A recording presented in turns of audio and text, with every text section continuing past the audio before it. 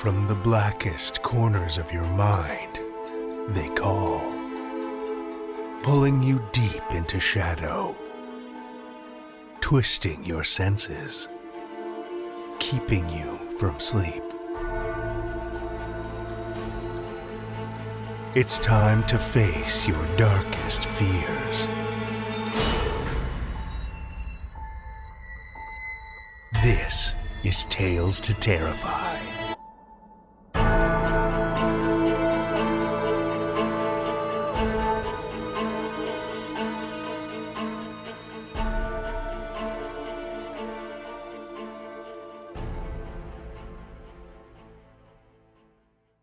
Good evening, children of the night, and welcome. We're barreling into the holidays like a runaway sled on an icy mountainside. I'm curious to hear what you're doing to get into the holiday spirit. For me, I think I mention every time around this time of year one of my favorite parts of the Christmas season, the many delightfully frightful creatures and legends that seem to be centered on this time of year. The last few years, I think I've also mentioned, I've been making an effort to revive the Christmas Eve ghost story tradition, in my household at least. And while there are plenty of classics to choose from, I think this year I'll be diving into one of the amazing new anthologies that have been released in the last 12 months. Let's see, either Human Monsters, which we just held the giveaway for, or maybe a revisit to Howls from the Dark Ages, which I mentioned several months ago.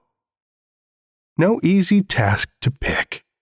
I think it'll be a close my eyes and point kind of situation. I'll let you know what I land on. What are you reading this horrible holiday season?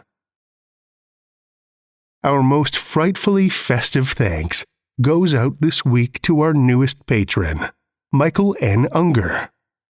Thank you, Michael, for sending us some horrible holiday cheer. While it might not get you off of the naughty list this year, I'll make sure to put in a good word with Krampus, and maybe he'll go easy on you. Thanks again, Michael. For those of you who already support us on Patreon, look for some long overdue bonus tales coming your way. Classic stories of holiday horror to haunt your feed and make the long nights just a little darker. That said, if you're not a supporter, there's still time to sign up, so you don't miss out.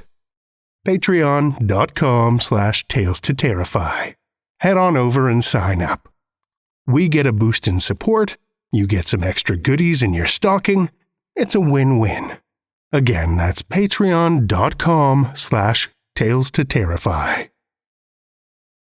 As promised, we're wrapping up the last few weeks in the year by sharing the remaining runners-up and the winner of the 2021 Bram Stoker Awards, which took place earlier this year. We'll be spreading them out over the next few episodes to head into 2023 with a bang. Our first story this evening is a runner-up for the 2021 Stoker Awards from Cindy O'Quinn. Cindy O'Quinn is an Appalachian horror writer and author of 3 short fiction stories and 1 short nonfiction story that all went on to become HWA Bram Stoker final nominated works. Her works can be found on Amazon. Children of the Night, join me for Cindy O'Quinn's A Gathering on the Mountain, first published in The Bad Book, July 2021.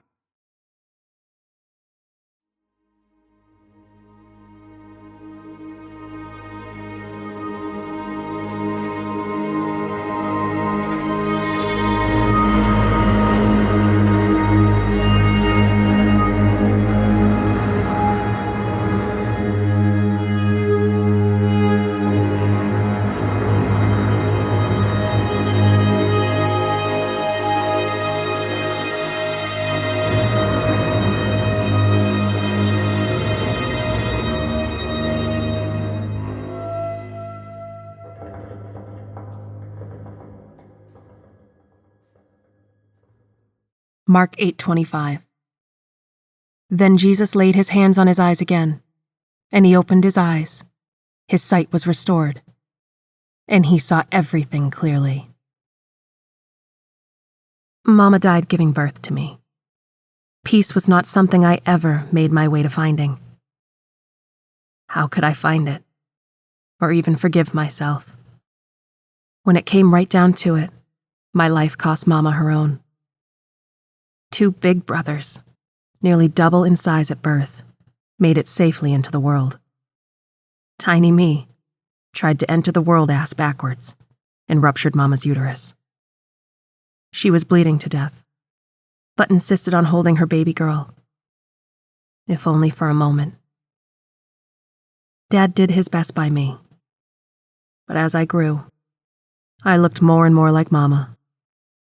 I believe that to be the reason he took me to Beulah, May, and left me with her. She was an Appalachian granny to her core. Caught more babies in her life than one could imagine, and worked a bit of magic, too. If she'd been there when I was determined to be born, she may very well have saved Mama. Things just happened too fast. My name is Hobeth Freeborn, and I started my mountain education at age 3 with Beulah, May. Time slipped away in a hurry from then on out, along with the memories of my dad and 2 brothers. They faded into made-up stories I told myself to ease the hurt. According to Beulah, I had trouble with my eyesight. I argued the fact that I could pluck an apple from a branch up to 20 yards away with my slingshot. That's not the vision I'm referring to. You've got special eyes like your mama. Bluer than the deepest ice and the coldest, too. You should be able to look upon any man or beast and see their intentions. Know if they mean harm or not. You must see their true face, not the one they flash around in public, she explained.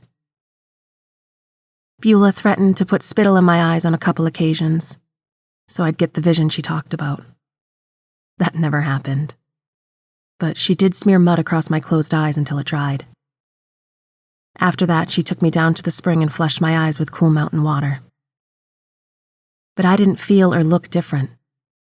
But other people sure looked different when I focused in on their faces. Bad people's faces always distorted like a TV channel that never came into focus, no matter which way you turn the antenna. The mountain people were those I considered to be like me. Down-to-earth, hard-working folks who eked out livings the old way, the hard way. Harvest season was ending. That meant there'd be people coming and going. I felt a different kind of current in the air, one that carried a warning I could see. On gathering night, darkness fell out of the sky like waterfalls after heavy rains, and something bad was on its way. It was time for a gathering on the mountain, and the people, they did gather. Multiple generations of families came together. People came on foot, by automobiles, and several on horseback. They poured into the small timber frame building and packed together tightly. Their closeness caused an uncomfortable rise in temperature. Cardboard fans covered in faded fur swished back and forth, but did little more than move the stale air about. The folks pushed against one another to stake their place in line for a turn in front of the so-called healer. Mountain people weren't different from others who needed healing. They were willing to do just about anything to have their chance. It was my opinion that the man who stood before us was more apt to inflict pain and suffering than remove it. I could feel his bad intentions, and they soured on my sensitive stomach. The intensity of the heat blended with the people's expectation for the night's guest. It caused a stir of conversations to echo through the enclosure like tainted ripples against an infected shore. I wondered if the people, so like me, knew what was really going to happen at the gathering on our mountain. They wouldn't be so darn excited if they did. I smelled his wickedness as soon as his hand turned the doorknob. I remembered the no-good healer from his last visit. He was tall and slender, but appeared more hunched at the shoulders. Put me in mind of a gargoyle perched on a ledge, eager to pounce onto the next unlucky victim to walk by. He made his way to the front of the room. As he passed, the handheld fans picked up their pace. A thick, hanging odor, like the pungent smells of ramps seeping from the pores of sweaty teenage boys in spring, wafted from the guest. The stench only seemed to work the crowd into a frenzy. And it put me in the mind of a pack of half-starved feral dogs going after a meal, fit only to feed one, and they were desperate for their share. I was just a teenager, but thanks to my mountain education, I recognized evil when I saw it. Beulah didn't like the smirk on my face and was swift to swat me upside the head. I watched his face as it blurred, creating a mutated toad effect. I held in a giggle to prevent another smack. Mountain folk were quick to latch on to hope, no matter how small, on account there was so little of it to go around. The folks came with hope. Whether it'd prove a waste of time or not was yet to be seen. As for me, I already knew the man to be full of bullshit. I was sure it wouldn't be long before the mountain people commenced speaking in tongue and flailing around on the floor like they had no control of their jerking bodies. Weren't no man like that thing slouched over the pulpit, claiming to take your sin, as well as your sickness, going to devour my sin or any other part of me, much less the ingrown toenail that was thumping like a hornet under the worn leather of my too tight hand-me-down Mary Janes. That was pain I was more willing to live with if it meant he didn't touch me. Word of the traveling healer's return brought out the pig lady from Piney Grove. And as always, she had her little dog clutched in her arm like a football.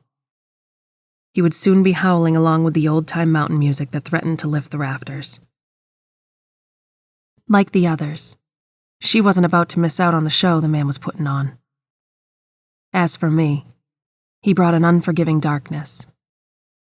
The kind of darkness only a mountain January held, and encased all in its path with an invisible layer of ice which threatened to choke the life out of all it sealed. There were some folks who knew it to be what it was. A show. It caused my heart to ache for the others who hung on to hope their loved ones would be healed. Their day of healing might come, but it wouldn't be tonight. And it damn sure wouldn't be by the wicked man who stood before us. I could see the deep-set wrinkles etched into the tanned leathery skin on his thin-framed face. Too much sun and too little hat-wearing left him aged a decade or more beyond his actual years. I saw the open sore at the corner of his otherwise dry lips, which leaked and caused a darkened track to run down the crook of his chin. My stomach churned and threatened to empty itself right there on the pew. I knew come Sunday, there would be more than one woman sporting that kind of cold sore. He was laying his hands and mouth on every female he could. Not Beulah. She was stoic as she stared ahead, watching the man and his wild behavior. The hard woman who was raising me wasn't my mother. It was out of kindness, or an unspoken mountain rule she took me in when Daddy couldn't look at me any longer. At least that was my belief. Maybe the truth was something different altogether, and she'd tell me in her own sweet time. Things on the mountain had a way of running by a different kind of clock than most places, and I knew better than to push for answers. Mark 16:18. They shall take up serpents, and if they drink any deadly thing, it shall not hurt them. They shall lay hands on the sick, and they shall recover. I heard the rumors that had trickled down from Dowdy Ridge. I was almost invisible when I needed to be, and they never heard me talking about it. How they postulated these folks from Downey Ridge got up to things that weren't considered godly. Snake handling, for instance. I had a handle early on what was good and what was bad.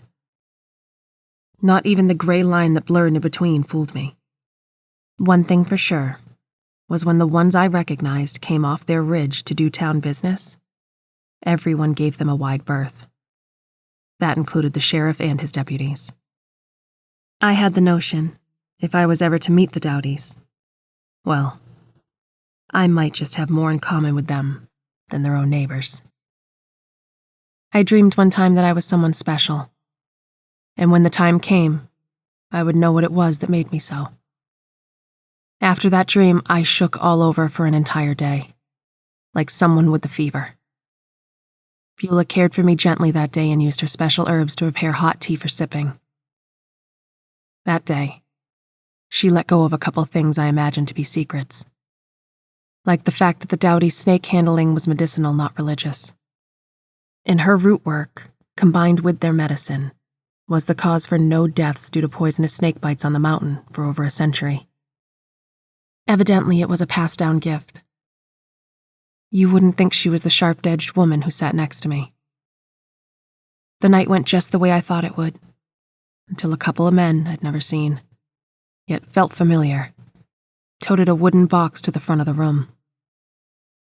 As they passed, I caught a glimpse of their eyes, piercing ice blue, pretty near the same as when I looked at my own in the mirror. They were in the back row the entire time, but their heads were down, or I'd have noticed those eyes. The crowd fell silent like dead air, and no one dared to move even an inch in their seat. It was like a game called Statue we played in school. The teacher would let us run a bit, and then she'd yell statue. Whoever she saw stop first was the winner. Tonight, I believed it to be one hell of a tie. These gatherings were a rare event. They weren't normal church meetings by any means. I knew there to be special people on account of what Beulah told me. You could mark your calendar there'd be a gathering first sign of spring and at harvest time, when root work was done. Word of any travelers would make its way to the mountain folk, and gatherings were arranged soon after. Sweat-soaked hairs on the back of my neck suddenly stood on end, as though my thin cotton dress had brushed up against electric fencing, causing a chill to inch its way up my spine. I sat up straight and strained my neck to get a better look at the man in the box. The loathing I felt all night was gone. I was excited to see what happened next. I should have felt ashamed for feeling that way, but I wasn't. The real show was about to happen, and I knew it. A voice came from the back. "Fool us once, we can forgive you. But you try to fool us twice, and the snake will do." It was a trigger. Bare feet, boot-clad feet, big and small feet, and feet with cheap dress shoes, on all started stomping on the wooden floor. The noise was like thunder booms inside my chest, hurting with each breath. Little clouds of dust circles escaped the cracks in the floorboards and rose like smoke signals. I focused on those smoke signals like someone had sent for help. Thinking help was on the way eased the hurt in my chest. Matthew 4:7. Jesus said unto him, "It is written again, Thou shalt not tempt the Lord thy God." Beulah nudged my side, which caused me to jump. I looked at her. The stoic stare was the same, but she didn't say a word. She nodded in the direction of the box, and then gave me another nudge that just about landed me out in the aisle. Surely I wasn't the help I hoped was coming. I was just a scrawny mountain girl who'd rather run than be face to face with the fake healer. It must be the men, or the box, and I was to get a closer look. I could feel every eye on me, burning a hole through the back of my head as I made my way closer to the box. Closer to the two men I did not know, but were so familiar I could almost hear what they were thinking. Almost. What I did hear was our hearts pounding, and all three were beating in the same time to some ancient tune, one that revealed itself rarely, like a blue moon. I was right in the middle of it, wondering if those men were my brothers, and maybe they came to take me away after what needed to be done was done. My bone-thin legs quivered and threatened to drop me to the floor. The stomping ceased once I stood before the box. I heard the fake healer sniffling, but I didn't favor him with a glance.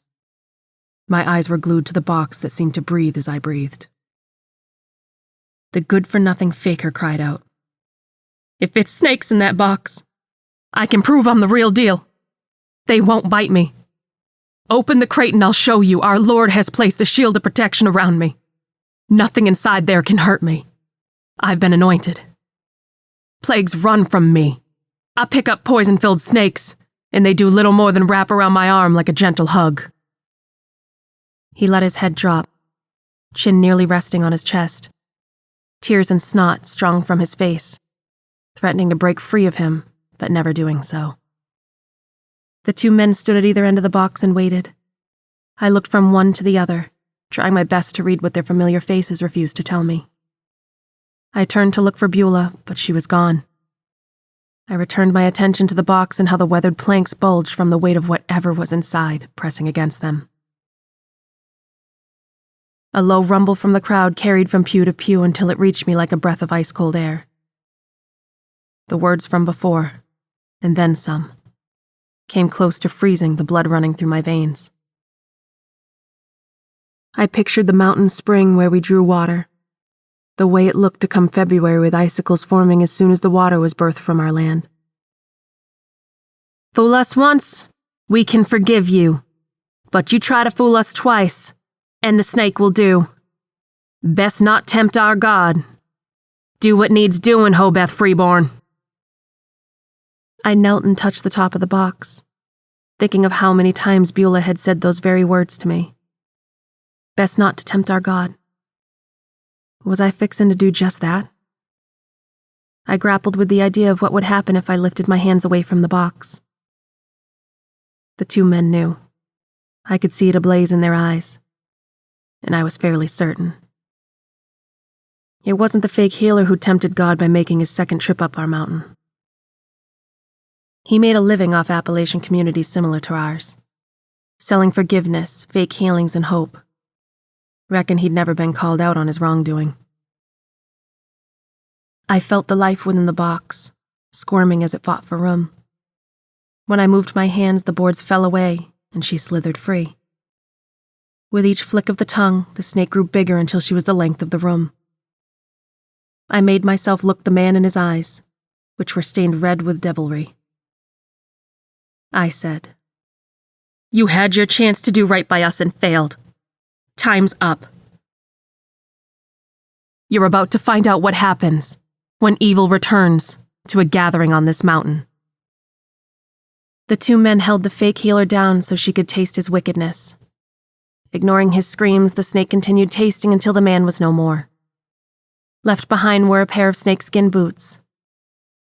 I thought on those boots for a bit. Figured it would have been wrong for the snake to eat them.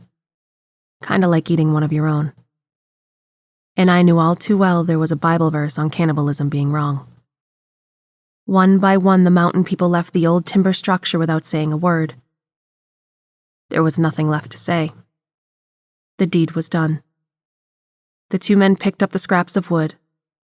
I imagined it was a special wood they'd used to remake the box. Before I could reach them to ask them any questions that bloomed in my mind, they slipped away into the darkness, just as the snake had done. Perhaps the gathering marked the time for me to know my whole story. I grabbed the boots and closed the door behind me. I'd grow into them soon enough. Beulah hadn't returned to her seat, but I knew she would be at home when I got there.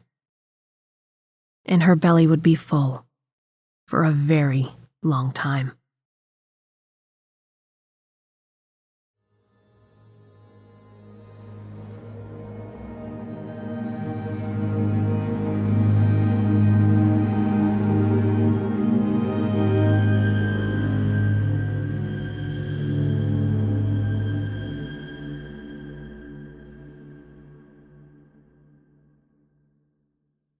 That was Cindy O'Quinn's Stoker Award finalist story, A Gathering on the Mountain, as read by Danielle Hewitt.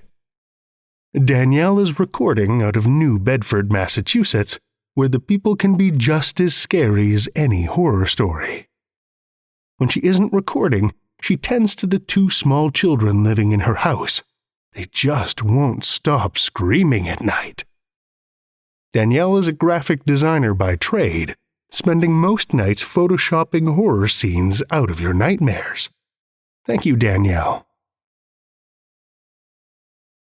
Our second tale tonight comes from Avi Burton. Avi Burton currently moonlights as a writer and daylights as a university student. He enjoys studying theater and history. His stories often feature queer characters, revenants, and, on occasion, laser swords. You can find more of their stories in Escape Pod, Podcastle, and Apparition Lit, or find the author themselves on Twitter under @Avi_Y. Link is in the show notes. Listen with me, children of the night, to Avi Burton's Desquamation, a Tales to Terrify original.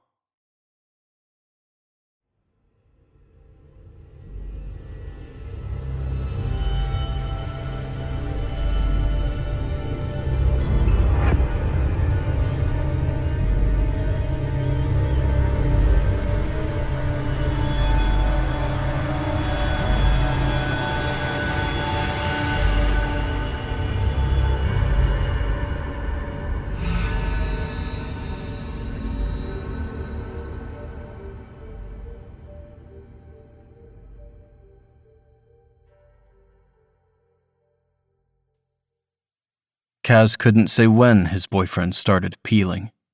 Andrew had been changing for weeks, sinking sullenly into himself.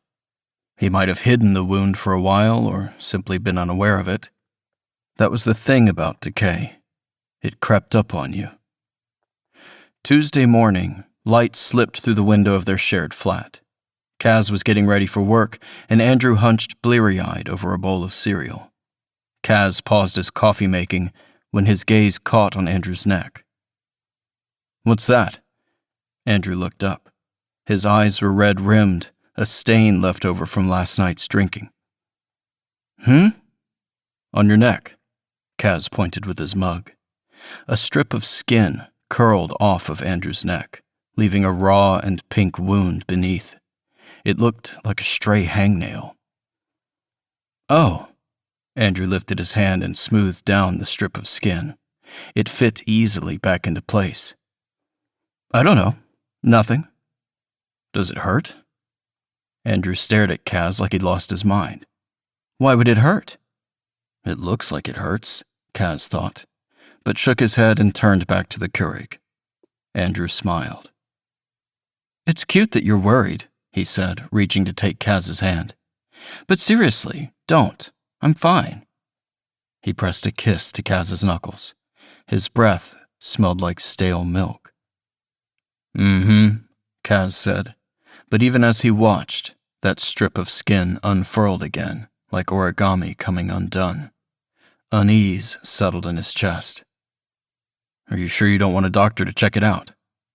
"Kaz?" Andrew's grip tightened. "Drop it." "Sorry." Kaz swallowed and took a sip from his cup, coffee going sour in his mouth. "I gotta go to work. Good luck with the job search today, all right?" Andrew dropped Kaz's hand. "Yeah, whatever. You don't need to nag me." "I wasn't," Kaz said. "Or I didn't mean to. I was just micromanaging me." Andrew rubbed at his neck. A bit of skin flaked off. "I've got it handled, Kaz. I'm sure I'll get a call back today." "Sorry." Andrew shrugged. "Have a good day at work." It felt like a barbed statement. Kaz decided not to read too much into it. Andrew was just stressed about his lack of a job, that was all. He was under a lot of pressure. Kaz didn't need to add to it. He shut the door quietly, leaving Andrew slumped over his cereal. Kaz sat in his charcoal-colored cubicle, aimlessly filling out lines of code.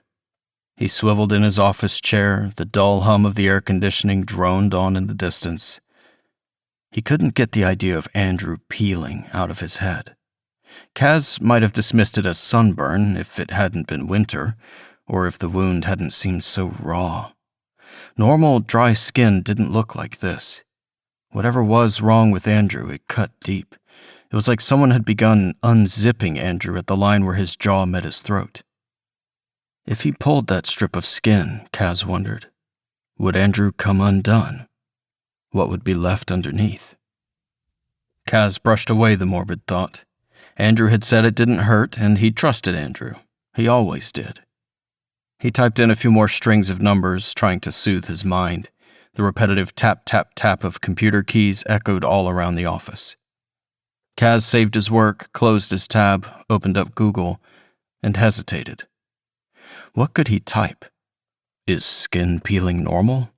Yes, probably. Boyfriend is moody? Well, no one could be happy all the time. Infected wound on neck? How to stop accidentally making boyfriend mad? The problem wasn't Andrew or his illness, Kaz thought. The problem was him. He was the one always overstepping, always accidentally offending. It used to be easier. Like the peeling, he couldn't pinpoint the start of everything going wrong. About a year ago, Kaz had reluctantly attended a party for a friend of a friend. He'd sat in the corner of a crowded room, letting the toxic fumes of marijuana and the fog machine drift across his face. He'd never been very good with people. He had a knack for wallflowering, slipping from conversations before people noticed he'd left. This time, though, Andrew noticed him. Andrew cut through the crowd like a shark and strode right over to Kaz as if he was the only one worth caring about. Kaz had flinched from Andrew's gaze at first. His eyes were so intense, so concentrated on Kaz that it almost hurt, like staring into the sun. Then Andrew smiled, illuminated by strobe lights, and Kaz had no choice but to fall in love. Now, though, Kaz shrugged off the thought. Now, it was whatever. He settled in and checked his texts. He had 7 missed messages from Andrew. Dread trickled down his throat. 11:49 a.m. I miss you, cutie. 11:51 a.m. Ugh, I hate being stuck at home. Don't have too much fun without me. 11:52 a.m. Kaz, pick up your phone. Your boyfriend needs attention. 11:55 a.m. Kazzy. 11:56 a.m. Seriously, what are you doing? Are you ignoring me? Stop being a prick. I know you're reading this. 11:58 a.m. You can be a real ass sometimes, you know. 11:59 a.m.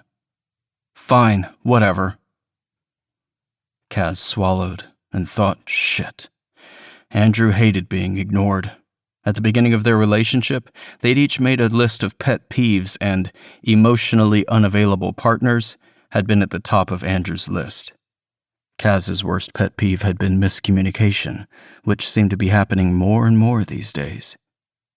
He hurriedly typed out a reply. Sorry, babe, I was working. Andrew's response was swift and sharp-edged seconds later. You're always working.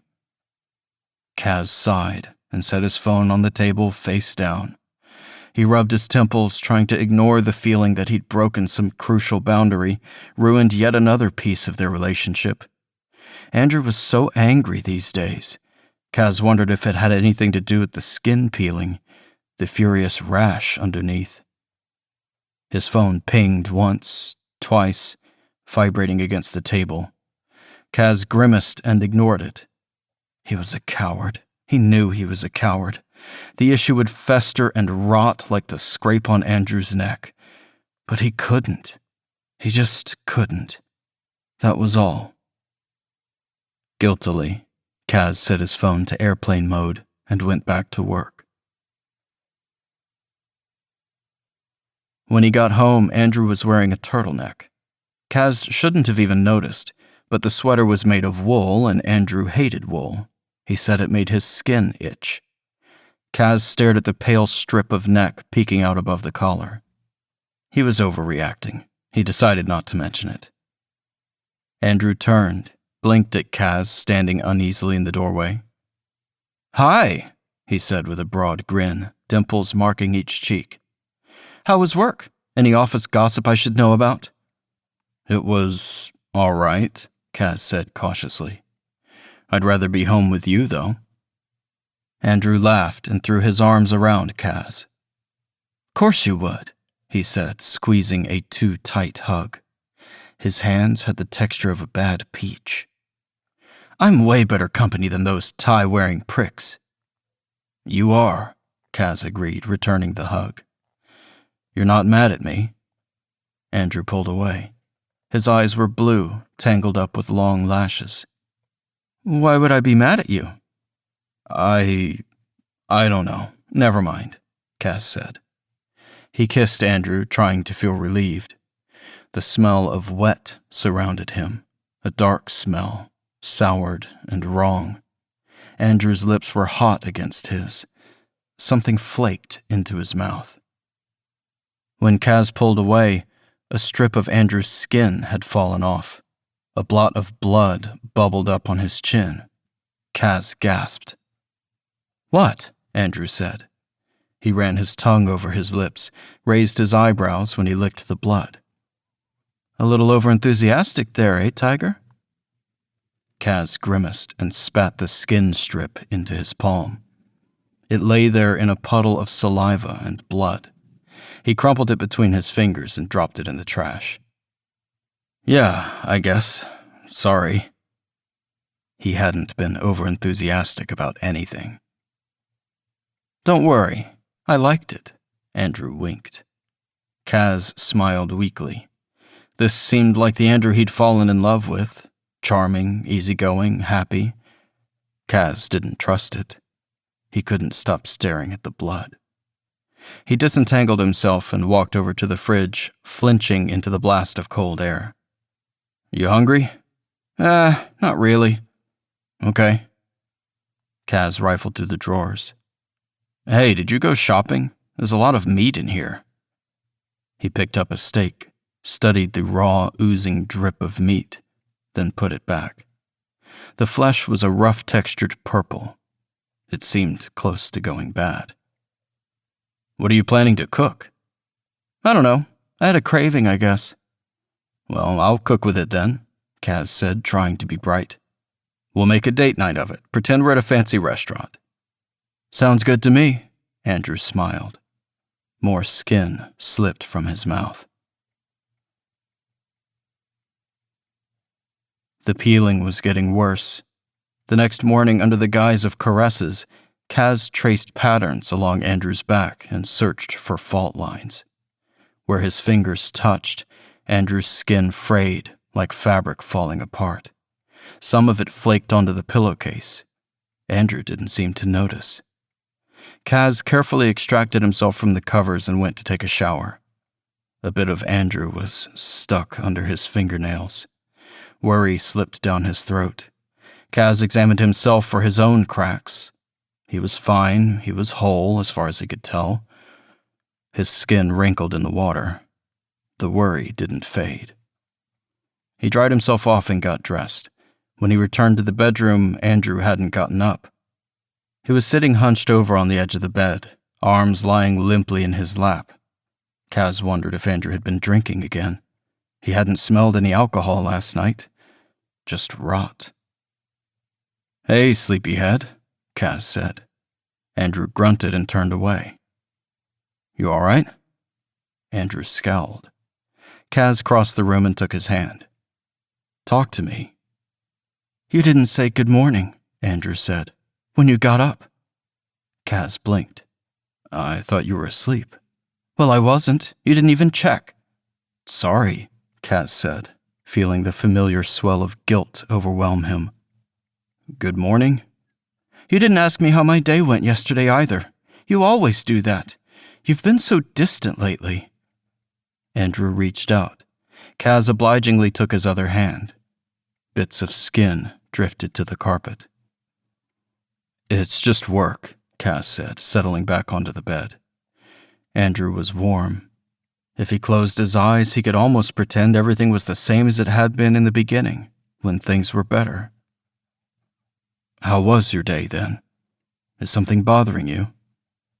No, Andrew answered. I just like it when you ask. Kaz sighed. Andrew's grip tightened. What? Nothing, Kaz answered. It's not a big deal. No, you're annoyed. What is it? It's... Kaz had to choose his words carefully. "It's frustrating," he began, "when you make me ask questions but don't have an answer." "I don't make you do anything." "Well, you sort of asked me to ask, if that makes sense. Really, though, it doesn't matter." "Sorry, I want my partner to care about me, I guess." Andrew's voice went sulky and sour. "Sorry, I want you to put a little effort into my life." "I didn't mean it like that," Kaz said. "Of course I care about you. We're soulmates, right? That's what you always say." "You don't act like you care. You're always at work. You never answer my texts on time. You don't even ask how my day went. It's like I'm an accessory to you, some shiny little toy to put back on the shelf when you're bored." "I'll do better," Kaz said. Andrew's embrace surrounded him, soft and smothering. "I'm sorry, Andrew. I'll do better, I swear." "You love me," Andrew said. It sounded like an accusation. "Right?"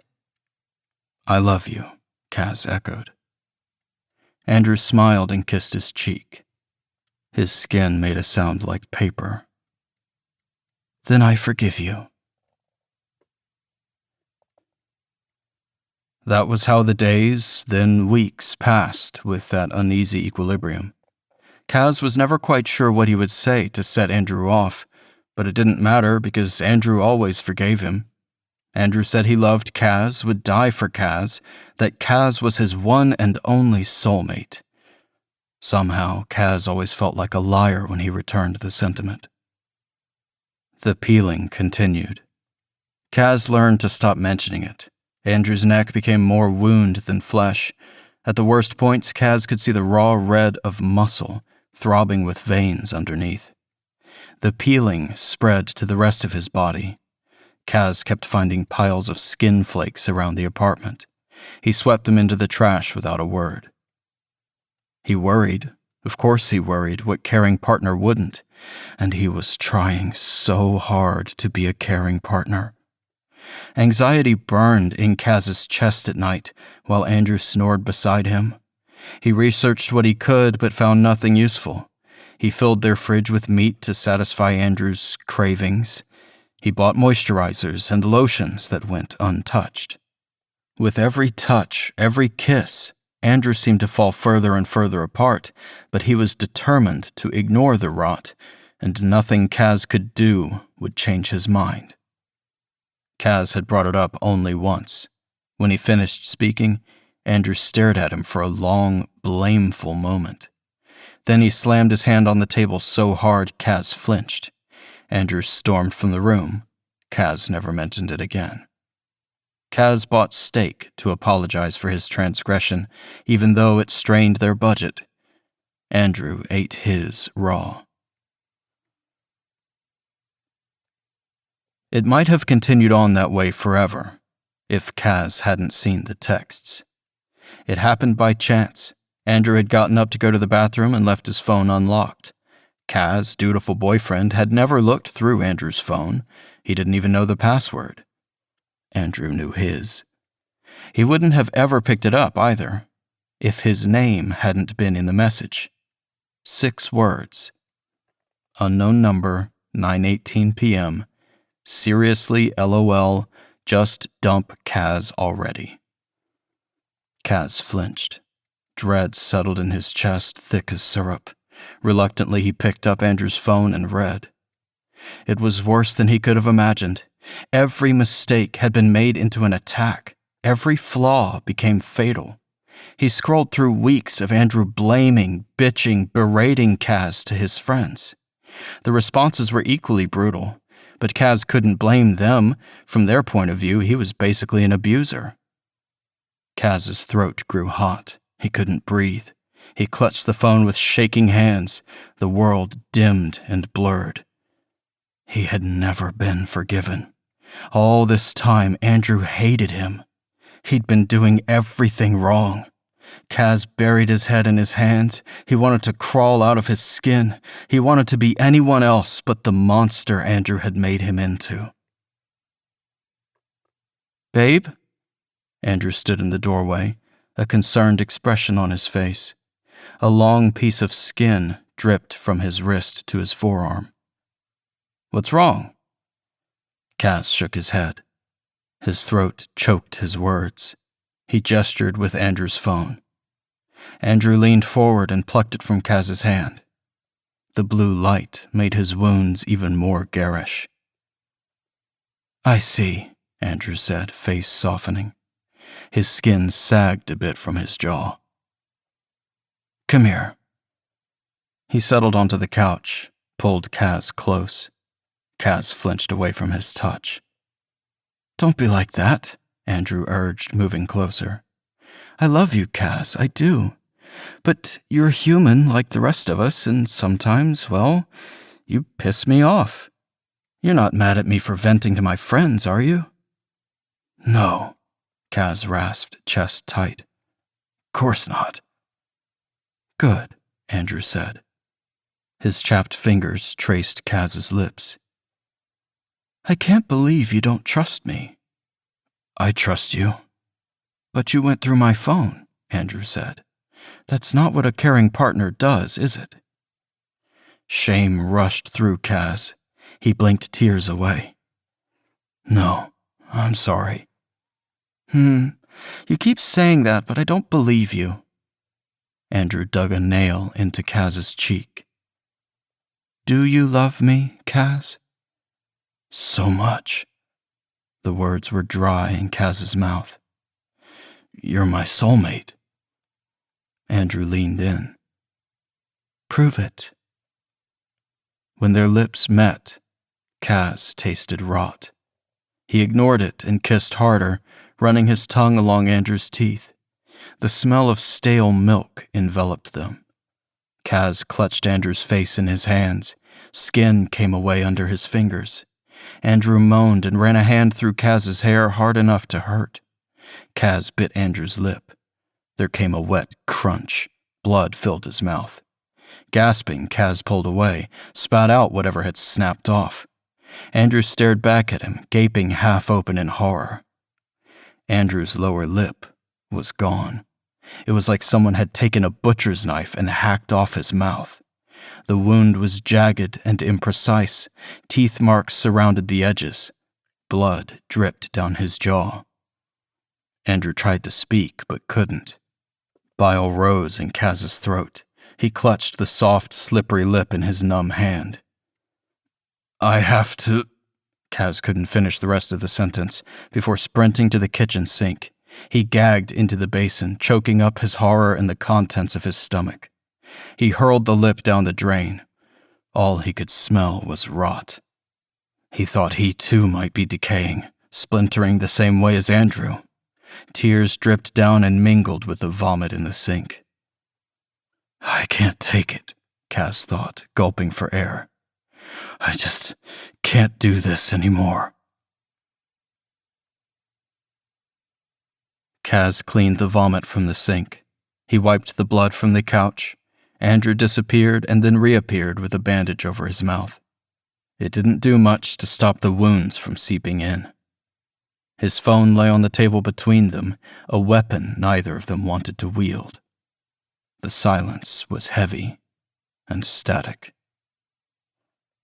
Kaz watched his boyfriend from the corner of his eye. Andrew sat frozen on the couch, digging his fingers in between the cushions.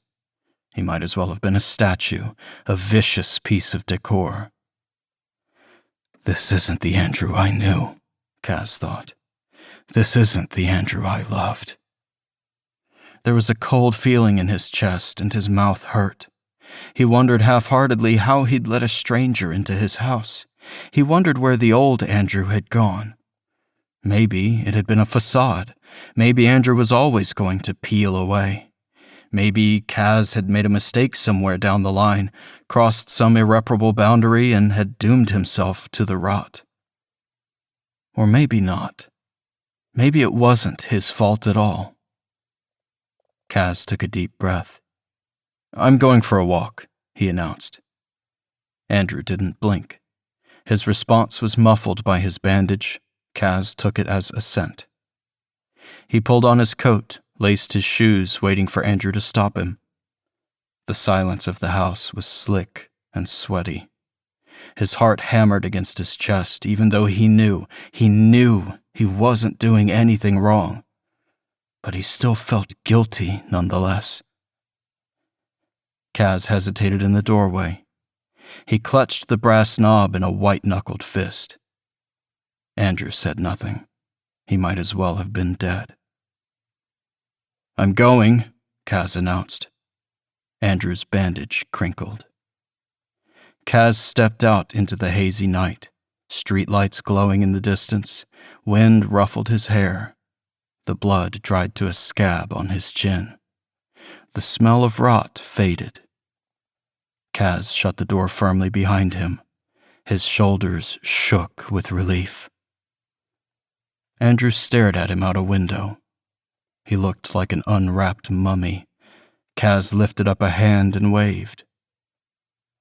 "I'm never going home," he thought.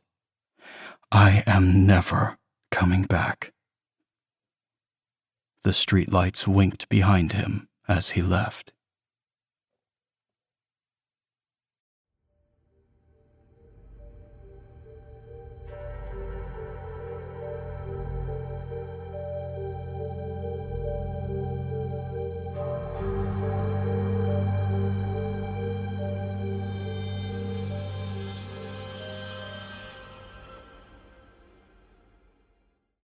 That was Avi Burton's Desquamation, as read by Andrew Gibson. Andrew was pulled feet first from the swamps of South Louisiana, kicking and screaming, and he remains mostly as such to this day. You can find his work on Audible under Andrew Gibson, or, for the more romantically inclined, Blake Lockhart. You can also catch him streaming his recording sessions live in the Narrator Nook and the Haven Discord servers, links to which you can find in the show notes. Thank you, Andrew.